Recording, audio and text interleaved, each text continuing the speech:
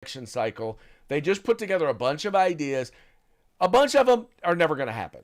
A bunch of them Right? are Who thought. That's literally it's intellectual, you know, stuff out there for discussion. But Yeah. there are some policy proposals in there that, oh, by the way, have been around forever. It's not a governing document the way the left tried to portray it.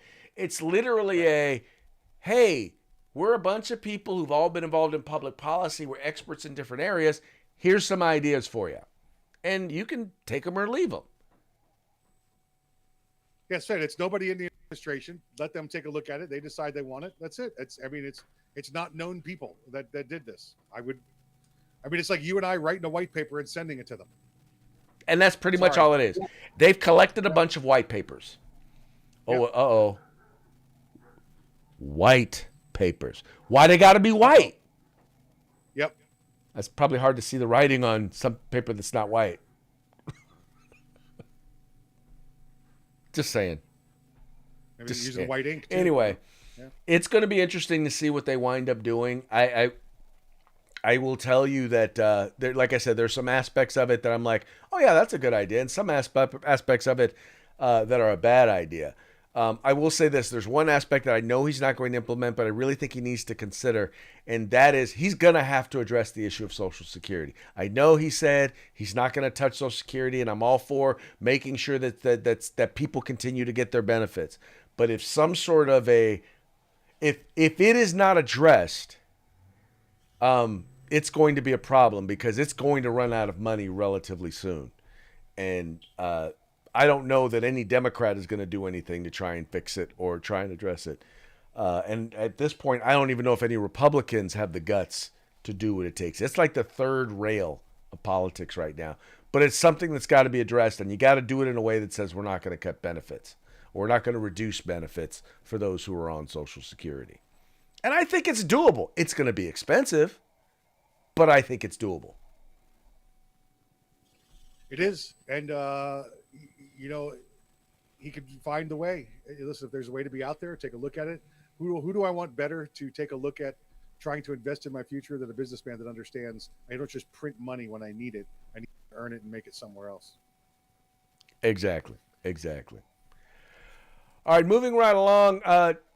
Here in Cal Unicornia or California, uh, Gavin Newsom has launched the first shot across the bow for the 2028 presidential election. And he has declared that the state of California, well, we're going to be having a special session. And that special session is going to be surrounding the idea of addressing, or basically what he's talking about, Trump proofing California. It says here, this is from Cal Matters. Newsom calls special session to Trump proof California. Uh, Governor Gavin Newsom today called newly elected state lawmakers to work as soon as they're sworn in on December 2nd for a special session to safeguard California values as the state prepares again to be a liberal antagonist to the upcoming Trump administration. In other words, gear up for lawsuits. In a proclamation declaring the session, Newsom said he wants the legislature to approve funding for the Department of Justice and other state agencies to, quote, immediately file affirmative litigation. Legislative sources said the special session is intended to be narrowly focused on providing legal resources to the Attorney General's office, perhaps as much as $100 million to fight the Trump administration. The goal is to appropriate the money before Trump is sworn in on January 20. Though given how many new members are joining the legislature, they may not be ready to act until early January. So once again, this whole idea is he wants to play a political game in California, and he's doing this not because they're going to file or they're going to win. He's doing this because he wants to file, and he has to do everything possible to keep his name in the news so that in 2 years he can begin his run for president. Yeah, and the more this guy speaks, the more of an idiot he shows himself to be. Craig, he wants to. And now here's his timeline. And tell me if I'm wrong. Um, your state legislature gets sworn in there. What'd you say? January 2nd? Is that what you said? December 2nd. December 2nd. Okay, on December 2nd, the new legislature, the new Congress, the new U.S. Congress gets sworn in on January 3rd. So you have what's in that period. You have what's called a lame duck Congress, right? A lame duck Congress, which, by the way, is a Republican Congress, right? How does he think he's going to go from the last period in a lame duck Congress, where most outgoing people won't vote because they understand that they were voted out and they don't participate? It's very rare that you see them cross those lines for those last votes. But it's already a Republican Congress. And then come back January 3rd, when the Congress is sworn in, it's going to be Republican Congress. If you take a look at those numbers, all but two of the remaining races are being led by Republicans. So I don't know who he thinks he's going to go to and get them to approve this. Oh, no. He's calling for a special session of the California legislature. In other words, yes, the California legislature is not Republican. The California legislature is supermajority Democrat. Stop. Yes, but they have to take that demand for money to the U.S. Congress. No, they don't. They don't just automatically go to an ATM and take money from the federal government. No. What he is talking about is he wants to have the California legislature approve $100 million so that when 2024 comes and Donald Trump takes office, California can start filing lawsuits. 25.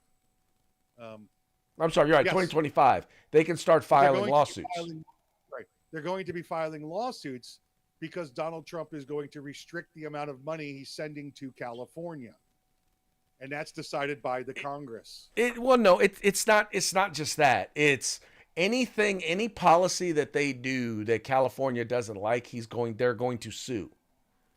Even if they don't have standing, they don't care. Donald Trump, he flew Air Force One over the state of California. We're going to sue him for, air pollution. That's the sort of crap they're going to do. And here's what's going to happen. And this is what it's going to hurt. By the way, it's immediately your governor's telling you he's taking $100 million out of your own pockets there, California citizens. And here's what's going to happen. Oh, the president flew Air Force One over California, caused air pollution. We're going to file a lawsuit. So the president's going to go, oh, you have a problem with us flying aircraft over there? Boom. You just lost all funding to all federal airports and roadways in your state. Gone. Yep. And then they're going to sue about that. Yeah, while we're in litigation, everything goes in abeyance. We'll put it in a trust. If you win, you get it. If not, you don't get it. So survive for 4 years without it.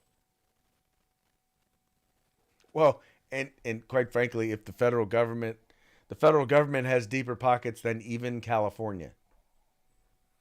And California's pockets, they're getting more and more shallow every year. Governor Newsom and his policies is going to put, Craig, all of you there in poverty. Well, and the more he does this, and I'll tell you, there was a couple of initiatives that were on the ballot that got shot down. Like they wanted to increase the minimum wage again. Californians said hell no.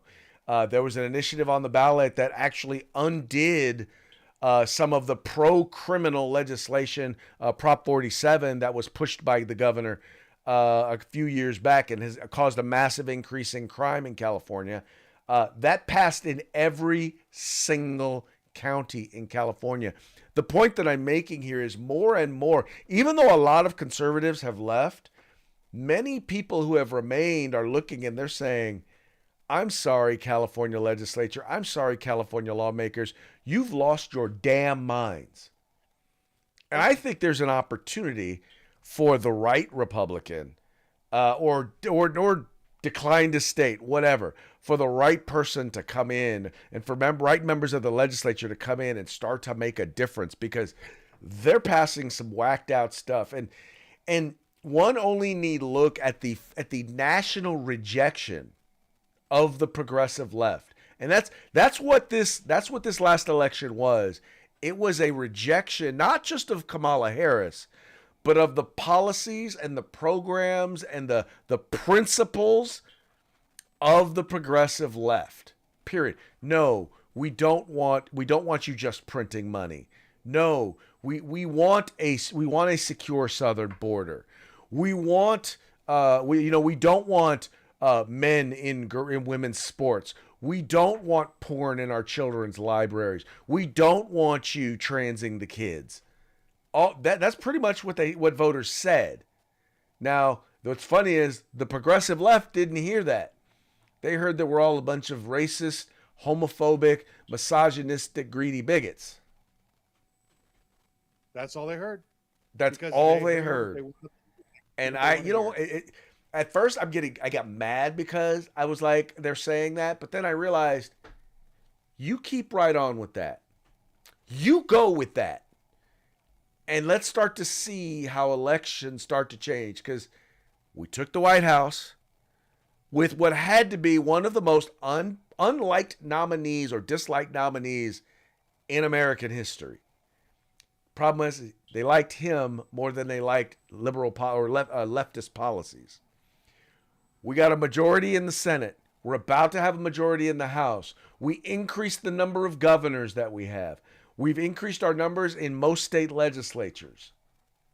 If that's not a rejection, I don't know what is. Yeah. You failed. You're out. Yeah. But hey, you know what? We may have victory, but they have joy. Oh, wait. They don't have joy. The joy campaign is over, Mike. In fact, we've seen it. You've seen it. It's literally turned to hate. The crap that people are spewing. I mean, I'll give you an example. So there was this professor at University of Oregon who decided to go out and post a video. I'll show you the video, and then we'll talk about it on the flip side. But you'll be very, very happy to hear that actions have consequences. We'll just put it that way. I'm done crying. My sadness is over. My anger has set in. I am a very petty person, and I am very proud of that. Love it about myself, actually. And so I say this in the most disrespectful way possible. I don't care if you are my family. I don't care if you're my friend. I don't care if we've been friends our entire lives. You can literally go fuck yourself if you voted for Donald Trump. If you are so sad about your groceries being expensive, get a better fucking paying job. Do better in life. Get a fucking education. Do something. Because you are fucking stupid. And I hope you go jump off of a fucking bridge.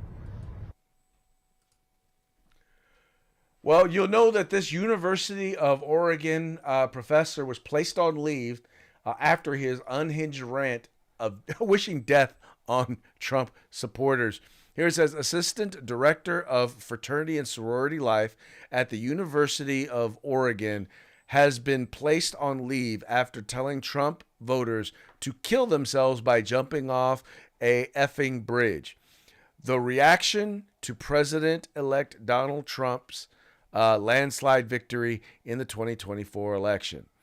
I already showed you the video here, showed you that.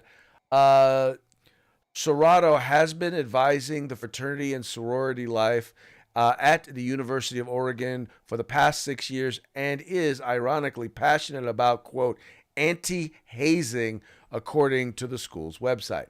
Donald Trump Jr. reacted to Serrato's remarks in a Thursday X post, writing, quote, feels sort of ironic that a guy that runs fraternity and sorority life at the University of Oregon probably could have never gotten into a fraternity. Oh wow, that's like hazing of that's some quality trolling right there. Yeah, listen, the guys at Lambda wouldn't have let him in. That guy, no way, he's not coming in. What is that, by the way? Was that a power port he had on his nose there? Did he just? Oh, was that a power cord? No, I think it was a door knocker. Door knocker? Gotcha. Okay. Yeah, because he probably knocks his chins on some things down there. Hey,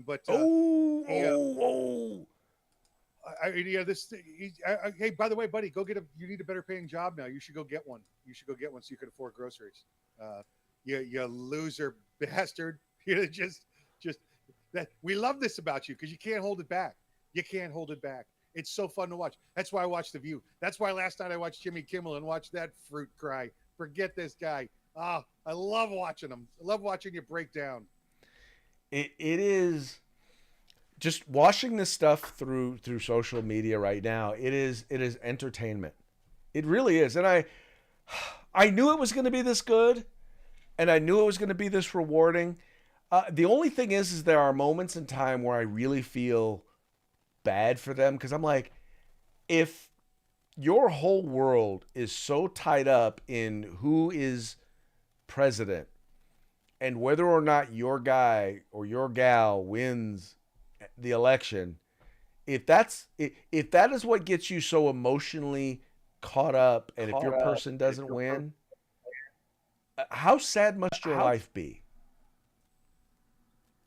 Yeah, I get no sympathy for him. Not at all. Don't feel sorry for him at all. In fact, I'd like to keep seeing the meltdown.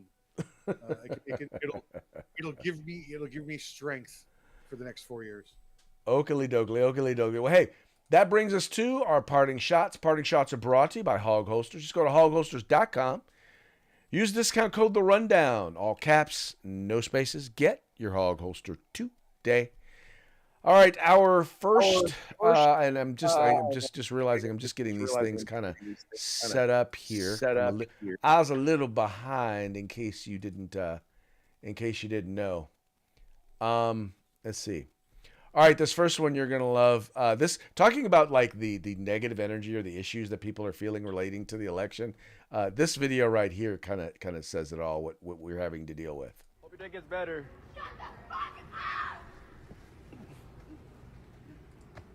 Positive energy.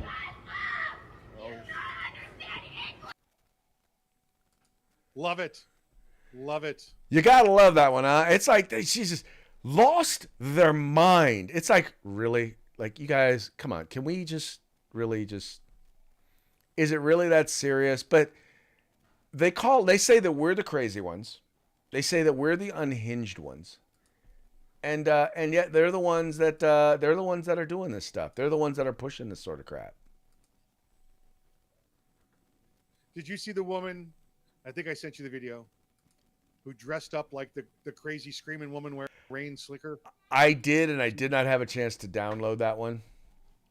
She went to the Trump celebration party dressed as that woman. And yes, I did see that. It was hilarious. Now this one comes to us from the Babylon Bee.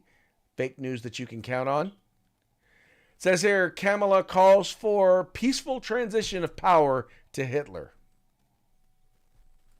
She's got to fight. Gotta fight. Wait. I thought that was bad. I thought we weren't supposed to be calling for bad. I mean, I thought that was violence, right? No? It's different when they say it. Oh, it's different when they say it. Okay. Well, you know, we always also suspected that Democrats might potentially cheat or come up with something. And I think they have. This is according once again to the Babylon Bee. 4D chess, Democrats admit Trump actually won in 2020 and is now unable to serve a third term. Yeah, that's some nonsense they would come up with. Yep. That is exactly the kind of nonsense that they would come up with. Yep. Oh, good stuff. All right, folks. Well, that's going to bring us to the end of our program. But before we go, you know what we got to do. We got to give one more quick shout out to our sponsors. Yeah. Hitman Industries, hitmanindustries.net. If you need yourself an AR barrel, rifle, or pistol caliber, any length you desire, get them at hitmanindustries.net. California Republican Assembly fighting a good fight behind enemy lines. Now you could take part in California's future today. And if you want the best in field gear, tactical gear, web gear, everything but the gun, you can get at uscombatgear.com. That's right, folks. Please take a moment, visit our sponsors, and let them know that the guys over at The Rundown sent you. Notice over at Rumble, we have Jesper Jasperson, who shared a link with us. I'm not going to click on the link because I don't know what's there, so I'll check it out after the show. And then we had Durius. Anyway, thank you guys so much for tuning in over there at and commenting over at Rumble. We very much appreciate you liking and sharing the program and encouraging your friends to do the same. With that, we're going to call it a day, and we will be back tomorrow on Free for All Friday. We're going to have a good time between now and then. I hope you have a good time between now and then. Till then, have fun, stay safe, and if you get a chance, send a few downrange.